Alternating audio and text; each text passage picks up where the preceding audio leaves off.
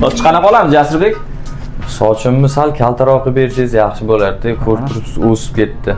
Keyin soqolimni ham qanaqadir chiroyli qilib qo'ysangiz yaxshi bo'lardi. Bo'ldi, chiroyli qilamiz. Stil, mana shu stil yurasiz odatda. Asosan shu stil yuraman.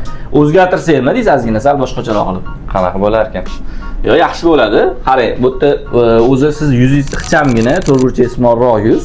Bu narsani siz cho'lkangizni tushirib, yana ham yuzingizni bo'g'ib ko'rsatib yuboryapsiz-da. O'sha narsani yuzingizni ochsak, cho'lkani yo umuman soch orqarog'iga taraladigan qilib yoki o'rtaroqdan, ya'ni bu yoqdan yo bu yoqdan farq ochiladigan qilsak.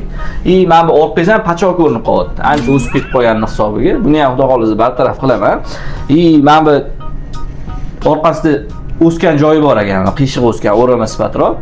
O'shani ham xudo xolisa to'g'rilaymiz. Soqolingizga keladigan bo'lsak, o'stirmang soqolni. Chiroyli qilib bugun men sizga kaltaroq o'zingizga yarashadigan xabar beraman, yuzingizga mos qilib.